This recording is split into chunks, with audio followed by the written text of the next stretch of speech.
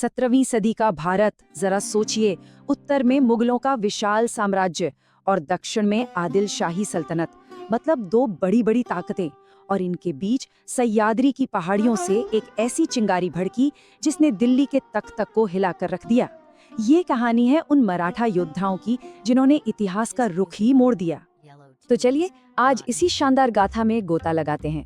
हम ये देखेंगे कि कैसे एक छोटी सी चिंगारी से एक विशाल साम्राज्य की आग फैली, उनकी लड़ने की वो कौन सी अनोखी कला थी और उनकी विरासत आज भी हमारे लिए क्या मायने रखती है। कहानी की शुरुआत होती है उस एक चिंगारी से जिसने सब कुछ बदल दिया। छत्रपति शिवाजी महाराज, एक ऐसे लीडर जिन्होंने सिर्फ एक राज्य बनाने का नहीं बल्कि हिंदवी स्वराज्य का सपना देखा था, मतलब अपना राज अपनी ही धरती पर।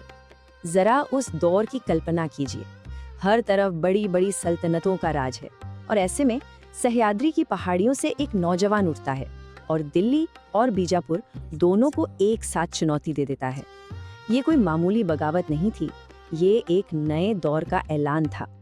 शिवाजी का सपना सिर्फ जमीन जीतना नहीं था, बल्कि वो खोए हुए स्वाभिमान और स्वराज की भावना को दोबारा जिंदा करना था। और इसकी शुरुआत हुई जब वो सिर्फ 16 साल के थे। सोचिए, सिर्फ 16 साल की उम्र में तोरणा के किले पर फतेह हासिल करना, ये सिर्फ एक किले की जीत नहीं थी, ये दिल्ली और बीजापुर के लिए एक सीधा और साफ संदेश था कि एक नई ताकत का जन्म हो चुका है। यहीं से मराठा साम्राज्य की नींव पड़ी। लेकिन सवाल ये है कि एक छोटी सी सेना ने मुगलों जैसी इतनी बड़ी ताकत को चुनौती दी तो दी कैसे? इसका जवाब छिपा है उनके लड़ने की एक खास तकनीक में, जिसे कहते हैं गनीमी कावा। चलिए समझते हैं कि ये आखिर था क्या। गनीमी कावा का मतलब है गुरिल्ला युद्ध। मराठे ये अच्छी तरह जानते थे कि उनकी सेना संख्या में बहुत कम है, तो उन्होंने आमने सामने की लड़ाई की जगह अपने इलाके को ही अपना हथियार बना लिया। सह्याद्री के वो उबड़ खाबड़ पहाड़, वो घने जंगल, ये सब उनके सबसे बड़े दोस्त बन गए। इस तकनीक का सीधा सा हिसाब था, दुश्मन को थका दो, उसका खाना पानी और रसद का रास्ता काट दो और फिर उस पर तब हमला करो जब वो सबसे ज्यादा कमजोर हो। और हमला करने के बाद मराठा सैनिक पलक झपकते ही पहाड़ों में ऐसे गायब हो जाते थे कि दुश्मन बस देखता रह जाता। इस रणनीति ने मुगलों की विशाल सेना को एकदम बेबस कर दिया था। किसी ने क्या खूब कहा है, वे हवा की तरह आते, बिजली की तरह गिरते और दुश्मन के संभलने से पहले ही गायब हो जाते। यही उनकी रणनीति का सार था। उनकी रफ्तार ही उनका सबसे बड़ा हथियार थी, जिसने बड़े बड़े मुगल सेनापतियों को हमेशा उलझाए रखा। लेकिन देखिए, सिर्फ रणनीति से जंग नहीं जीती जाती, उसे जमीन पर उतारने के लिए हिम्मत चाहिए, जिगरा चाहिए। और मराठों की असली ताकत उनका यही अदम्य साहस था।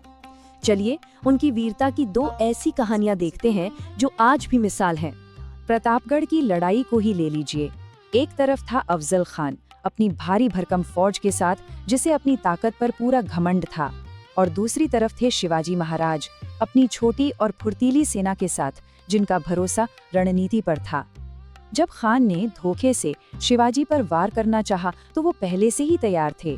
उन्होंने अपने बाघनक से खान का ही काम तमाम कर दिया। ये ताकत पर अक्ल की जीत थी। और फिर तानाजी मालुसरे की कहानी। कोंढाना का किला जीतना नामुमकिन सा था। उसे जीतने के लिए तानाजी ने अपनी जान की बाजी लगा दी। जब शिवाजी महाराज तक ये खबर पहुंची तो उनकी जबान से निकला, गढ़ आला पण सिंह घिला, मतलब किला तो हाथ आ गया पर मेरा शेर चला गया।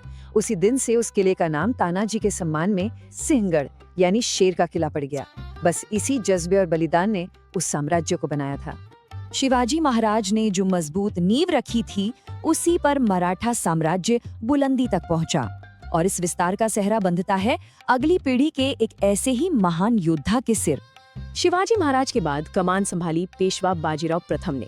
उन्हें इतिहास के सबसे महान जनरल में से एक माना जाता है। जरा सोचिए, उन्होंने अपनी जिंदगी में 41 बड़ी लड़ाइयां लड़ी और एक भी नहीं हारी, एक भी नहीं। ये एक ऐसा रिकॉर्ड है जो मिलिट्री हिस्ट्री में शायद ही कहीं और देखने को मिले। बाजीराव की रफ्तार तो बस कमाल थी।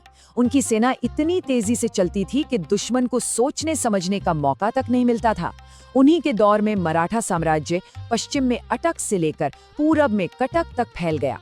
उन्होंने मुगल सल्तनत को सीधे दिल्ली में चुनौती दी और मराठों को हिंदुस्तान की सबसे बड़ी शक्ति बना दिया। और हाँ, मराठों की ताकत सिर्फ जमीन तक ही सीमित नहीं थी। कान्होजी आंग्रे जैसे नौसेना प्रमुखों की बदौलत उन्होंने एक बहुत मजबूत नेवी तैयार की जिसने पश्चिमी तट पर अंग्रेजों और पुर्तगालियों तक को टक्कर दी। मतलब उन्होंने समंदर पर भी अपना दबदबा कायम किया, जो उस जमाने में बहुत बड़ी बात थी। तो इतनी लड़ाइयों, इतनी जीतों के बाद आखिर मराठा साम्राज्य की असली विरासत क्या है?